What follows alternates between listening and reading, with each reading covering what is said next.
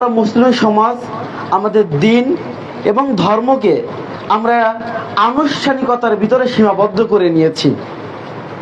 এই আনুষ্ঠানিকতা, এই সীমাবদ্ধ শেষ হয়ে গেলে আমাদের মনে হয় যেন ধর্মের যে কাজগুলো আমাদের মনে হয় ওখানে শেষ হয়ে গেছে।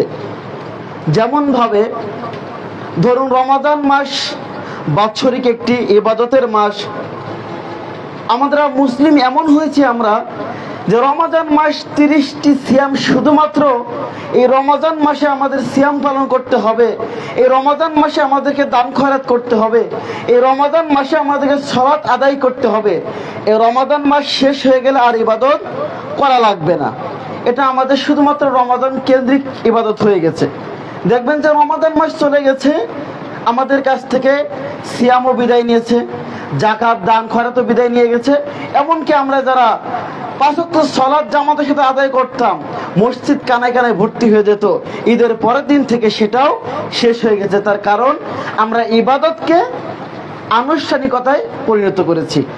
ঠিক তেমনি ভাবে যারা আমরা বিত্তশালী লোক, সম্পদশালী লোক, তারাও আমরা হজটাকে আমরা আনুষ্ঠানিকতা বা ডিগ্রি উপার্জনের একটা মাধ্যম করে নিয়েছি। আমার অর্থ আছে, বছরে একবার হজ করে নিলাম, ব্যাস আমি হাজি হয়ে গেছি, আর আমার ইবাদতও লাগবে না, হজও লাগবে না, দান সদকাও লাগবে না, আমি পাক্কা হাজি। কারণ এই হজটাকে আমি আমার ইবাদতটাকে আনুষ্ঠানিকতা হিসেবে নিয়ে নিয়েছি।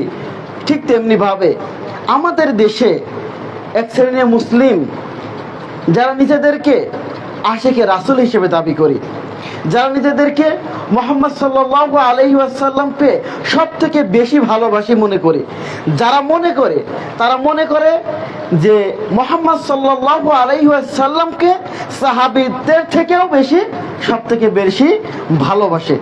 এই ভালোবাসাটা প্রকাশ করার জন্য, এই ভালোবাসাটা কেন্দ্র করে তারা তাদের যে ইবাদতটা, এটা তারা করে নিয়েছে বাৎসরিক একটি ইবাদতের দিন, সেটা হচ্ছে 12ই রবিউল আউয়াল। এটাই হচ্ছে তাদের ইবাদতের প্রকাশ করা, রাসূল সাল্লাল্লাহু আলাইহি ওয়াসাল্লামকে যে ভালোবাসে এটা প্রকাশ করার মাধ্যম। এবং রাসূল সাল্লাল্লাহু আলাইহি ওয়াসাল্লামকে তারা সাহাবীদের চাইতেও, আহলে বাইতের চাইতেও বেশি ভালোবাসে। এটা প্রকাশ করার জন্য তারা নির্দিষ্ট একটি দিন করে নিয়েছেন 12ই রবিউল আউয়াল। তারা বলে এই দিন মুহাম্মদ সাল্লাল্লাহু আলাইহি ওয়াসাল্লাম জন্মগ্রহণ করেছিলেন, আমরা তার ভালোবাসায়, তার আশিকে রাসূল হিসেবে আমরা এই দিনটি উদযাপন করতেছি। তো এই দিনটি কি রাসূল সাল্লাল্লাহু আলাইহি ওয়াসাল্লাম পালন করেছিলেন? তার সাহাবীরা কি করেছিল? তাবেঈনরা কি করেছিল? ইমামগণ কি করেছিল? এটা আমাদেরকে জানা উচিত, জানা দরকার।